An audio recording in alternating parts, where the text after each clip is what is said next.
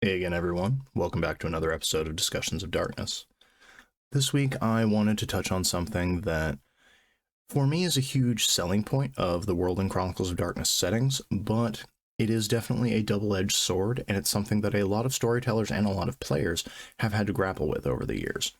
And as such, I figured it would be worth touching on and worth sharing some of my thoughts on, and that is essentially that the World and Chronicles of Darkness settings are shared universes. One of the major selling points of these games is that all of the different supernatural spheres, all of the different creatures, all of the different plots you can run, all happen behind the veil of secrecy in our real modern world, or in our historical world if you're playing a setting in the past.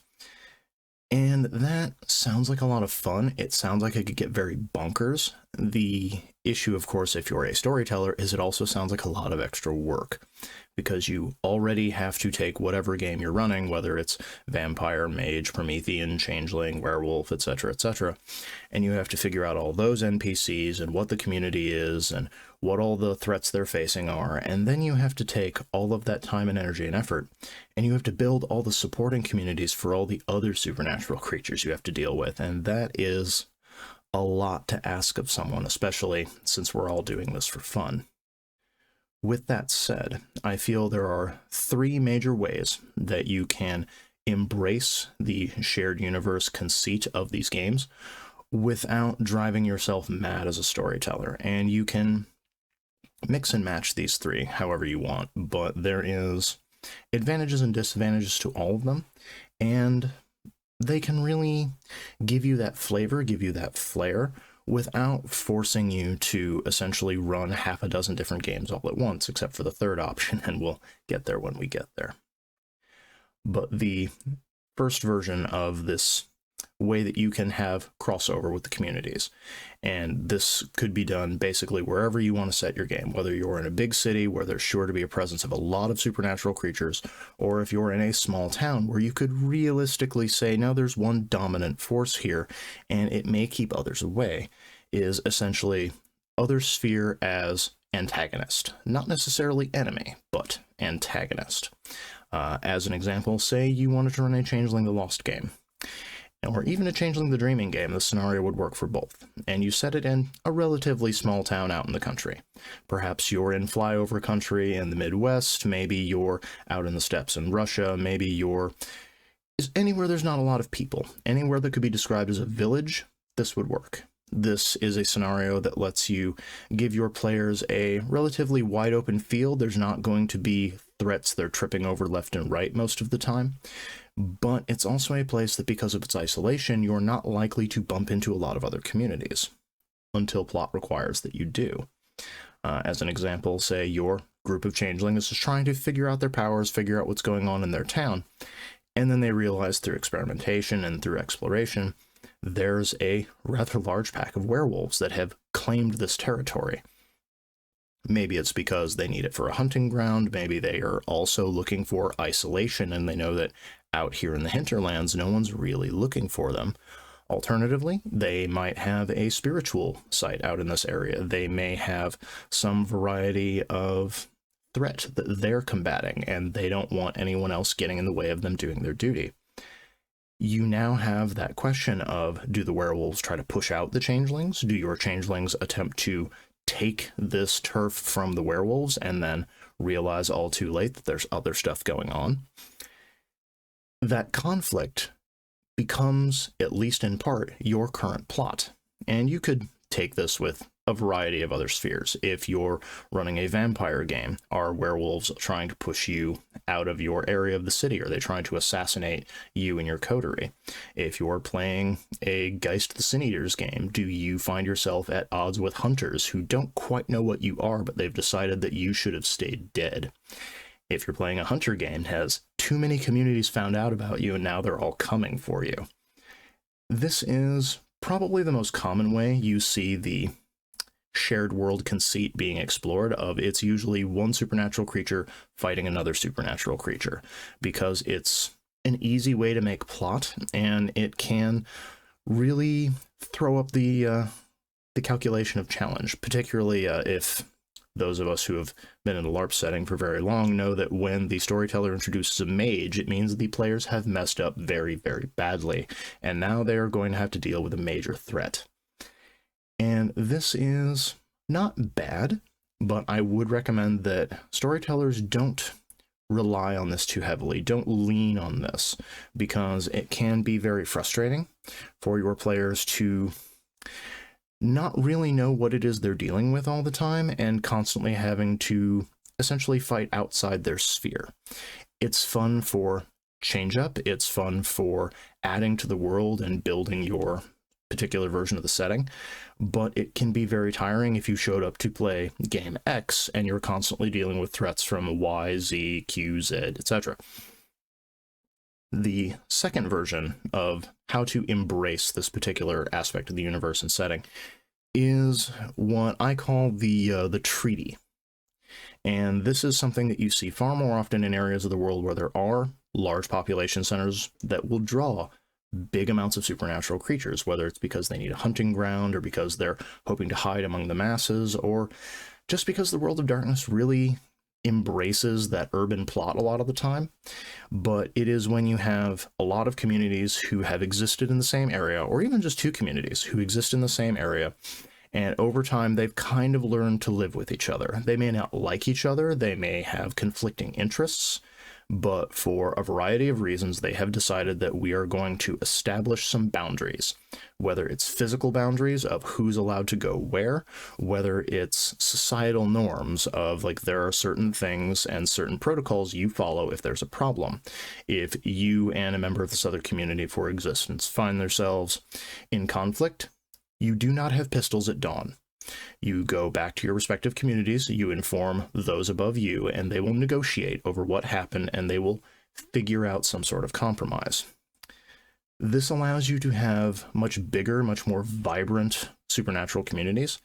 It also takes a lot more work, and it can devolve into one community becoming the antagonist of another. But the advantage of having this setup is that it allows you to explore a little more. It allows for some neutral territory, some gray zones where maybe you can go and find there are conflicts that your two communities are willing to team up against. Maybe there is something that is a threat that you all decide to put your animosity to the side for a bit. And it also allows you to have more diversity within the supernatural communities, because it's not fight on sight. It's who is our ally, who is our enemy, and who is neutral. For example, say you were running in Chicago, as I'm currently doing with the game that I'm the storyteller of. You probably have a pretty vibrant vampire population there. If you're running a Changeling the Lost game, this is a thing changelings will have to deal with if they exist in the city. Vampires do not let the grass grow under their feet because anything can be a threat to them. You don't live long in the community of shadows if you just kind of let the world do its own thing around you. But there is a goblin fruit that is specifically in the Changeling core book that mimics the effect of human blood. So if you establish a treaty with either the vampire community as a whole or with a particular faction of it, by providing them this goblin fruit as changelings, you now have a peace accord, and you have a relationship. This buys you certain privileges. It also means that you may be able to move in spaces where normally you would not be allowed. They're probably not going to invite you to Elysium, but you may have certain brokers among the vampires that you know or that know you, or there may be certain individuals that when changelings are in trouble, you can call on them, at least if it's the proper time of night. But this could also be a situation where this resource that you have used to create this peace treaty now becomes something contested. You have different factions within the vampire community attempting to seize power, attempting to get more of this resource. That might lead to conflict as an up-and-coming vampire presence tries to take that trade. They maybe try to strong-arm a changeling community into growing more of the fruit than they did previously, or trading it with different people. Maybe there's threats of violence, maybe there's bribery, maybe there's calling particular favors in, which is a thing changelings often get caught with. And that can lead to plot developments, but it can lead to plot developments that aren't as antagonistic as the first setup. And it can also lead to long-term relationships, and it can lead to both you being called in to help your erstwhile allies, or you being able to call on this other community if you happen to need a little bit of backup for the plot that the storyteller's throwing at you. And then we have the third option. The third option is the one that takes the most work, and it is one that you have to, I won't say have to, you should decide if this is the one you're using before you get started, because as a storyteller, doing this one on the fly is exhausting. But it is the mixed game, or as I end up calling it, the monster mash. And this is where not just the world is shared, but the composition of the party itself is shared. And because theoretically, and I will say this is far easier to do with a Chronicles of Darkness game than it is to do with a World of Darkness game, specifically because the Chronicles system is built in such a way that you can mix and match and add and subtract characters much easier mathematically. The rules are meant to fit together like Lego pieces, whereas with particularly older editions of World of Darkness, there was a bit of calculus involved. The newer editions have limited that. They have sanded off some of the rough edges, but for my 2 cents, it is much easier to do this with Chronicles. And a Monster Mash takes that basic setup of the second option that I just discussed, and it makes it something the players not only deal with, but are part of. And this is something that can be very rewarding. It can be a lot of fun, but it does take extra work because now you're managing these factions and these communities not strictly as NPCs, but these are things that affect your players and that your players can be part of. So if we go back to the vampires and changelings option, consider for a moment if one of your players saw that setup, thought it was really neat, and asked, can I play a gangrel in this game? Either they're joining late and they think that would be a great way to work themselves into the party, or maybe their character died and rather than making another changeling, they think it would be cool to play a vampire. You now have to balance those questions of what is the arrangement we have either with this changeling court or with this vampire faction, what alliances exist, and what is the potential for interparty conflict. And that can be very interesting, especially if you have, say, for example, your vampire makes very, very good friends with changelings. They form tight bonds, they fight enemies together, they survive, all these various things. But then the vampire's master tells him to turn on his allies.